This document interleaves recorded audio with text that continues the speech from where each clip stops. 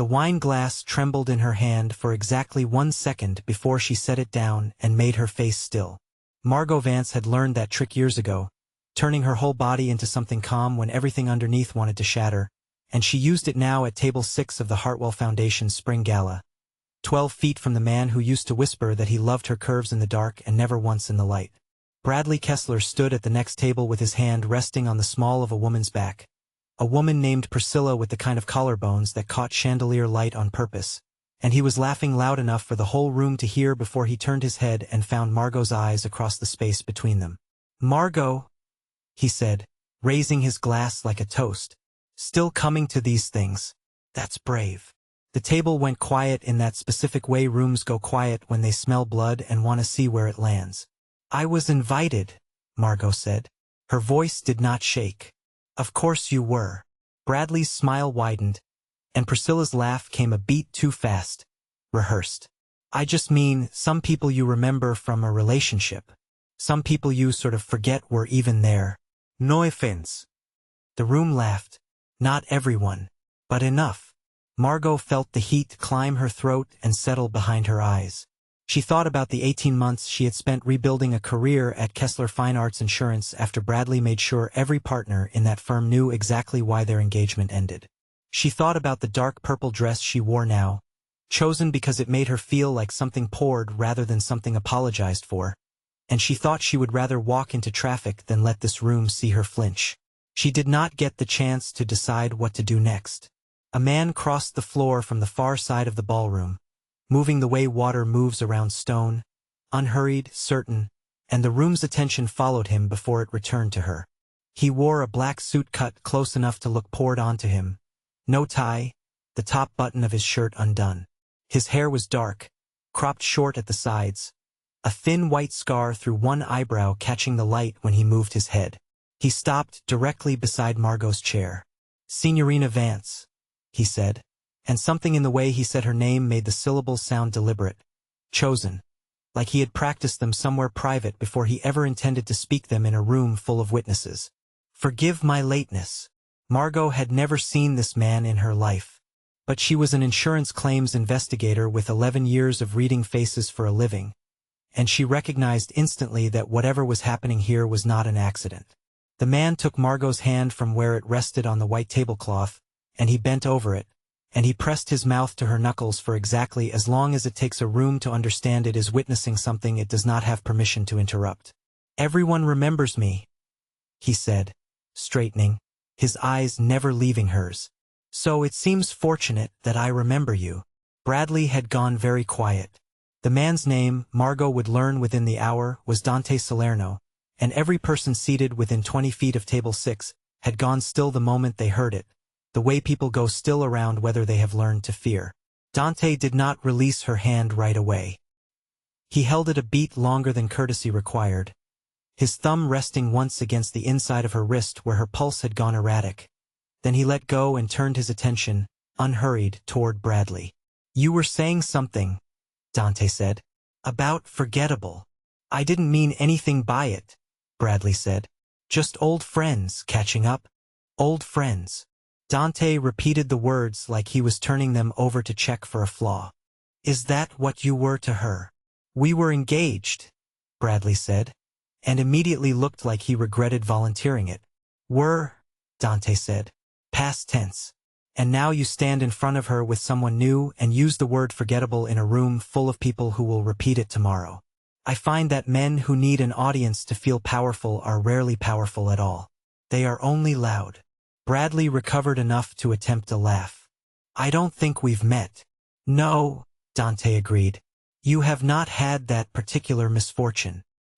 He turned back to Margot before Bradley could answer, and extended his hand again, an invitation rather than a formality. "Dance with me," he said. It was not quite a question. "I don't know you," she said quietly, for his ears only. "No," he agreed. "But you know him. And you know what staying in this chair costs you tonight. Choose the unknown instead. It is rarely worse than the known cruelty." She put her hand in his. The room watched Margot walk onto the dance floor in a dark purple dress with a man half the city was afraid to look directly at, and she felt, For the first time in longer than she wanted to admit, the particular relief of being the one who walked away from a table instead of the one left sitting at it. She did not yet know Dante had not come to that gala for the wine or the company of foundation donors he had no real use for. She did not know a man on his payroll had flagged an insurance investigator whose name kept surfacing in the paperwork trail of a fine arts loan collection quietly substituted with forgeries. Good enough to fool most eyes, but not good enough to fool eyes that had built a fortune knowing exactly what was real. She only knew his hand was warm against her lower back, that he moved without any wasted motion at all, and that for the first time in 3 months, Bradley Kessler's voice had gone completely, blessedly silent behind her. "You're an insurance investigator," Dante said. "Not a question. How do you know that?" "I make it my business to know things." His eyes, dark brown, almost black, held a thin ring of amber at the edge. "You've been looking into the Hartwell collection provenance for 6 weeks. You noticed the brushwork inconsistency on the 3rd panel. You flagged it in an internal memo. Nobody at Kessler responded yet." Margot's blood went cold. "Who are you?" "A man with an interest in that collection remaining exactly what it claims to be. And a man who does not enjoy watching another man humiliate a woman who has done nothing to deserve it." "You're saying the art is fake." "I'm saying you already suspected it was. And I'm saying that suspicion is about to make your life significantly more complicated than an ex-fiancé's bad manners at dinner." He turned her slow. "I would like to help you survive what comes next. If you'll let me." "Why would you help me? You don't know me. I watched you sit at that table and let a small, loud man try to make you disappear. You did not disappear. You sat straighter. That tells me most of what I need to know." The song ended, but he did not let go of her hand right away. "There's a private room off the East Gallery," he said. 15 minutes. I'll tell you what I know about the collection, and you'll tell me what you know, and we'll decide whether that makes us allies or a problem for each other. Either way, you should not walk back to your car alone tonight." Margot thought of Bradley's laugh and the 40 faces that had laughed with him, and she thought that whatever this man was, he had not underestimated her once since he crossed that ballroom floor. 15 minutes, she said. "And then I decide." "Fair?" Dante said, something in his mouth almost moving into a smile before he caught it. "I don't often get fair. I'll take it." The private room off the East Gallery was small, wood-paneled, a single window looking over the sculpture garden. Dante closed the door behind them. He told her, in plain and unhurried sentences, that the Hartwell loan collection had been assembled from private lenders across 3 states, and that one lender, a man named Corbin Ashworth, had a debt to Dante's family he had been quietly satisfying by substituting forged panels for real ones and selling the originals through a broker in Geneva. "The forgeries are good," Dante said. "Good enough that your firm's own appraisers missed it. You didn't. That's not the same as proving forgery. It's the same as proving you're the only person in this building whose eyes I trust." He watched her. "Ashworth knows someone is asking questions. He does not yet know it's you specifically, but he will. You're telling me I'm in danger. I'm telling you that you were in danger the moment you wrote that memo. I'm telling you I intend to make sure that danger does not become anything more than an inconvenience for you. That requires your cooperation. And if I say no, then Ashworth finds out within the week that a claims investigator is building a case against him, and he does what men like him do when cornered. Removes the source of the pressure rather than the pressure itself." Dante's jaw tightened. "I would prefer you alive and difficult to correct and dead. Those are the terms available to you tonight." "Fine," she said. "Tell me what cooperation looks like." "It looks like dinner. Tomorrow night. Somewhere private. Where we can go through everything you know without an audience trying to read our lips." "That sounds like a date." "It's a strategy meeting," Dante said.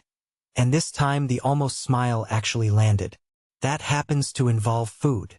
Margot walked out of the Hartwell Gala 40 minutes after Bradley called her forgettable in front of a room full of people, and she did not look back at his table on her way to the door, because for the first time in 3 months, she had something considerably more urgent to think about than the shape of his cruelty. She had a dangerous man's cousin, or something close to it, waiting to walk her to her car. 3 days later, across a table above a restaurant covered in provenance documents and enlarged photographs of brushstroke detail, Margot learned exactly how deep the forgery ran. Not one lender skimming a single loan, but a pattern stretching back 4 years, 6 separate collections, each one substituting 1 or 2 pieces at a time, slow enough that no full audit was ever triggered. "He's patient," Margot said, studying a signature that was almost, but not quite, correct in pressure and slant. "Whoever forged these understands that greed gets caught.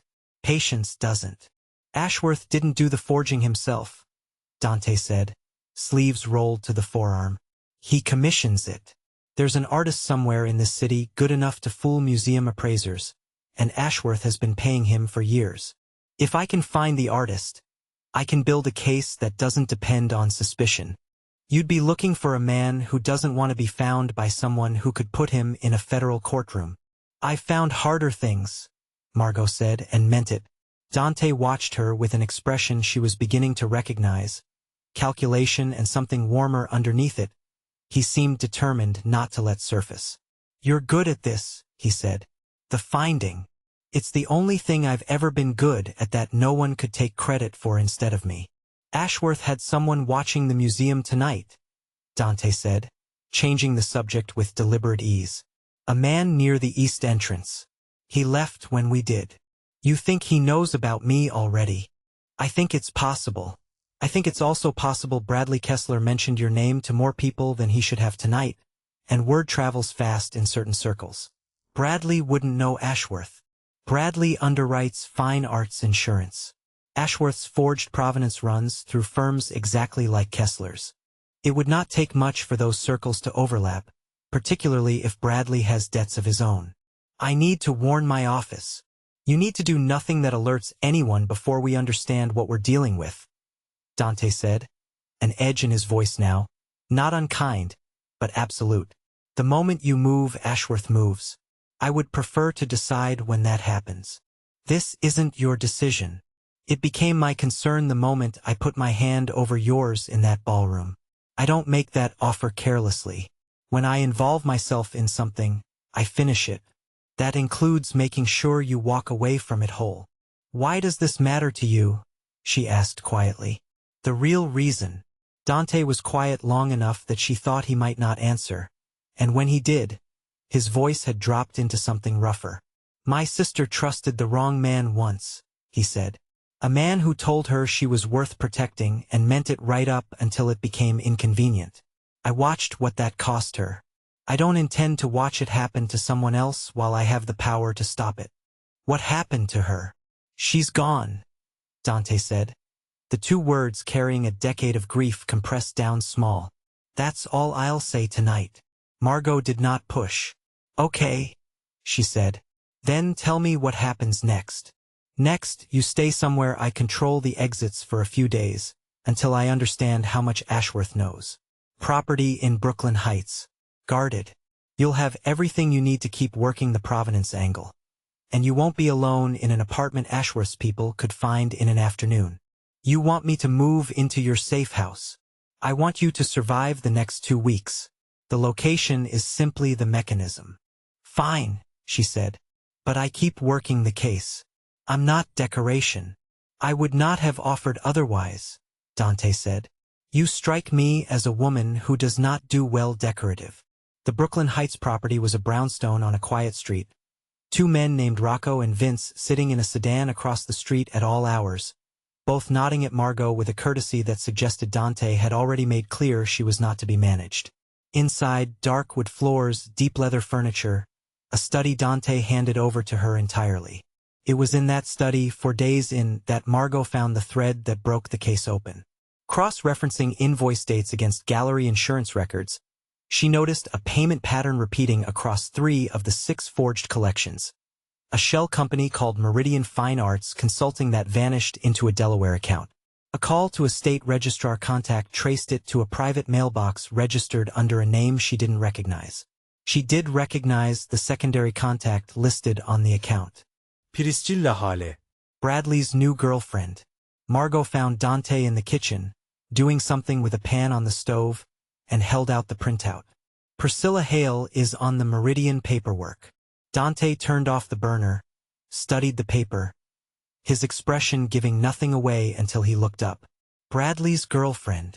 Secondary contact on the shell company laundering the payments.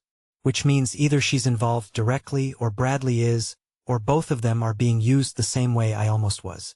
Or, Dante said slowly, it means Ashworth chose that gala specifically because he knew Kessler's connections would put you and me in the same room, and he's been 3 steps ahead of both of us since before you ever wrote that memo. You think this was orchestrated? Bradley humiliating me. You showing up. I think Ashworth is a careful man who does not leave things to chance. Dante's jaw tightened. I need to make some calls, eat something and get some sleep. Tomorrow is going to be complicated. I don't want to be protected from the complicated part. I want to be part of it. Dante looked at her a long moment, then nodded once. Slow. Then eat first. Complicated works better on a full stomach. The complicated part arrived the following evening as a text to Margot's personal phone, a number she had never given to anyone connected to this case. 3 words and a photograph. I found you. Beneath it, an image of the brownstone, taken from across the street, close enough to show the exact window of the study. Dante's face went through a transformation she had not yet seen, the careful stillness cracking to reveal something colder underneath. He's not guessing, Dante said. He knows exactly where you are, which means we have a leak between the gala and this house. Rocco and Vince have been outside the whole time. They didn't know your location until I told them personally, and I trust both of them with my life, which is a short list. His phone was already in his hand. Ashworth is telling you he can reach you whenever he chooses. That's not an attack. That's a message. What kind? The kind meant to make you afraid enough to stop looking, or afraid enough to run somewhere he controls. Dante crossed the kitchen, tension radiating off him, controlled but unmistakable. Tell me honestly, do you want to keep pushing knowing Ashworth escalates, or do you want out? There's no wrong answer. Margot thought about the woman who had sat frozen at table 6 3 months ago while Bradley called her forgettable. I want to finish it, she said. I didn't spend 11 years learning how to find the thread just to drop it, because someone's scared of what I'll find at the end. Then we finish it together.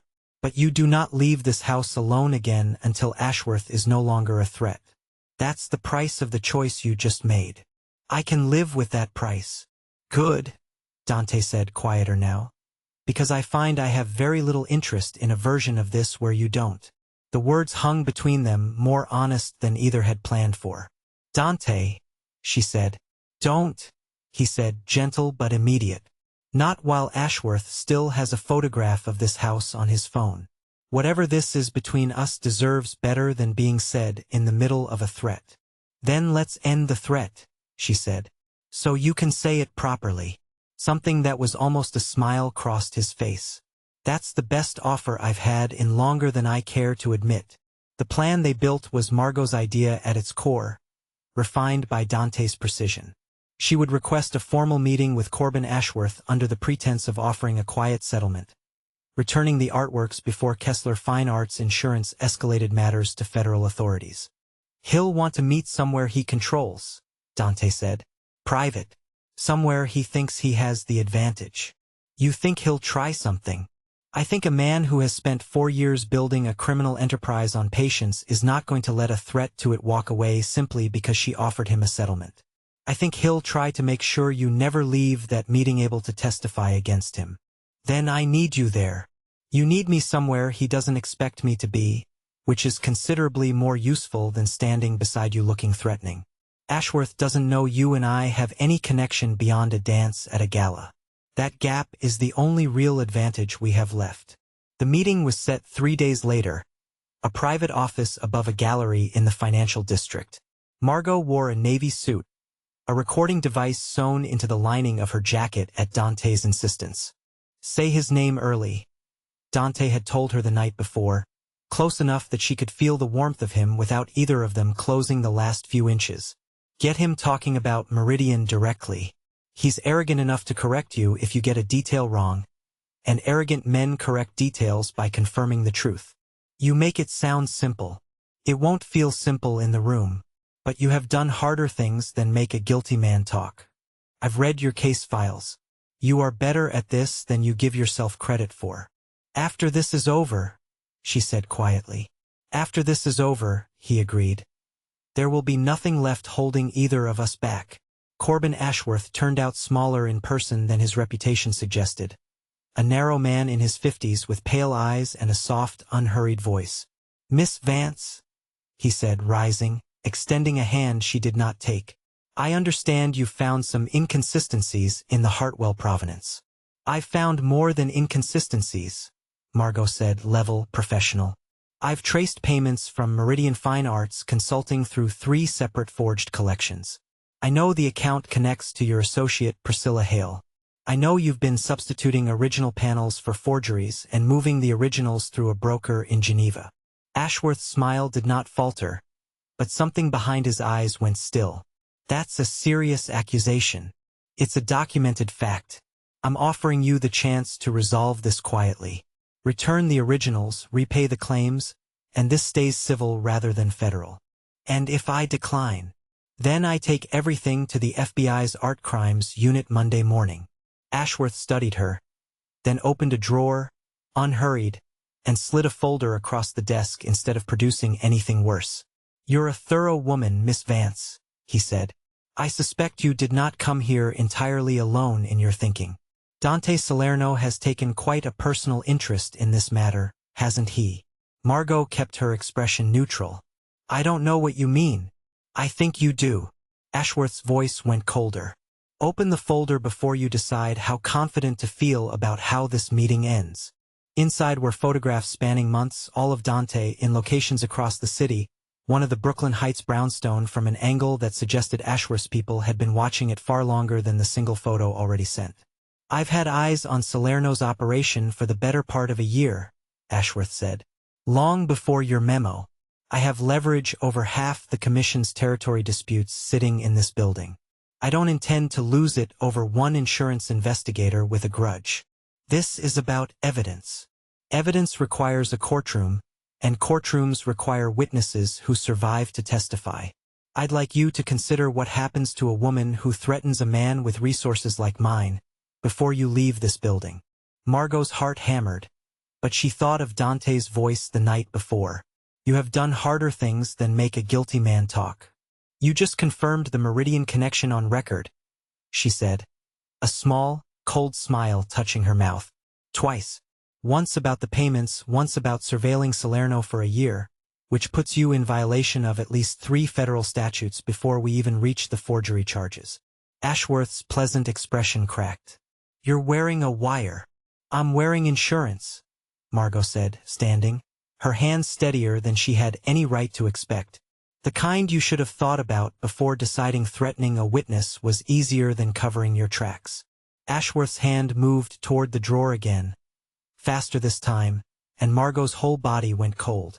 The door opened before his hand reached whatever was in that drawer, and Dante Salerno stepped through it with 2 men behind him, his expression carrying none of the careful restraint she'd come to know, only something flat and absolute that made Ashworth freeze completely. I told you, Dante said, low and even, that I would not be far enough away to matter. Salerno. Ashworth's hand stilled on the drawer. This is a private business meeting. It was. Now it's a conversation about the fact that you photographed a woman under my protection and threatened her in a locked room, which makes it my business entirely. Dante crossed the office slowly, Rocco positioning himself near the drawer, close enough to intervene the instant it moved further. You should have stayed focused on the forgeries, Corbin. Men who reach beyond their actual reach tend to find the reach costs more than they budgeted for. I have insurance of my own, Ashworth said, the first genuine crack of fear in his voice. Associates who know exactly what I know. I'm not interested in what happens to you, Dante said. I'm interested in what happens to the men who gave you the confidence to threaten someone in my care. His eyes flicked to Margot, warm and dangerous both at once, before returning to Ashworth. Miss Vance already has everything she needs on record to end your business. What happens next depends on how much of your remaining freedom you'd like to negotiate for by cooperating. Fine, Ashworth said finally, brittle. What do you want? Everything, Margot said. Names, dates, the artist, the Geneva broker, every account Meridian ever touched. On record. Starting now. It took 2 hours for Ashworth to produce a full accounting, and by the time federal agents arrived, alerted by a call Dante made the moment they'd secured what they needed, Corbin Ashworth's 4-year forgery operation existed as documented fact rather than suspicion. Margot walked out into evening light with her hands finally steady. Dante falling into step beside her, close enough that his shoulder brushed hers on the sidewalk, close enough that neither of them moved away. You could have told me you'd be in the building, she said. I could have. But you needed to walk in there believing you were alone, so that when Ashworth tried to use fear against you, he'd find nothing there to use. You were never going to need rescuing, Margot. I simply wasn't willing to be far enough away to test that theory completely. She stopped walking and he stopped beside her. You said there'd be nothing left holding us back, she reminded him. After this was over. I remember what I said. His hand came up, slow, brushing a strand of hair back from her face. I don't say things I don't intend to finish. Then finish it, she said. He kissed her there on the sidewalk, unhurried and certain, and Margot kissed him back with all the steadiness of a woman who had spent 1 week learning exactly how much stronger she was than a room full of people who once called her forgettable had ever given her credit for. 6 weeks later, Margot stood in that same brownstone kitchen, watching Dante move around the stove with the same unhurried competence he brought to everything, and she thought about how strange it was that the most dangerous man in the city had turned out to be the first person in years who made her feel completely seen. Bradley Kessler's name appeared briefly in coverage of the forgery scandal, cleared of direct involvement but noted as a cautionary footnote about proximity to fraud. His career at the insurance firm quietly ended within the month. Margot had not felt triumphant reading it. She had simply felt, for the first time in 3 years, entirely finished with him. You're thinking too loudly, Dante said, without turning from the stove. I can hear it from here. I'm thinking I never actually decided to stay. This just sort of became my life. Dante turned, crossed the kitchen, stood close enough that she had to tilt her head back to hold his eyes. Would you like to decide now? Formally. I find I'm not opposed to making things official. That sounds like a proposal. It's an invitation, he corrected, gentle. To choose this. Deliberately. Danger included, because I won't pretend that part disappears simply because Ashworth is behind bars. There will be other rooms I have to walk into that you can't always follow me through. I already decided, Margot said. The night you told me I could choose the unknown instead of the known cruelty. Some part of me chose you before I understood what that meant. His hand came up to her face again, the same gentle certainty as that first kiss. Then say it, properly. Not as a decision made in the middle of a threat. I'm staying, Margot said. Not because you rescued me. Because you're the first person who ever looked at me and saw someone worth fighting for instead of someone to apologize for existing. You were never someone to apologize for, Dante said. Bradley Kessler was simply too small a man to recognize what he had. He kissed her again, slower this time, no urgency in it. Only the quiet certainty of 2 people who had chosen each other with their eyes fully open, and outside the kitchen window, the ordinary evening light of Brooklyn Heights settled gold over a street that had, 6 weeks ago, held nothing but strangers, and now held, for Margot Vance, the particular unglamorous miracle of somewhere she finally, fully belonged.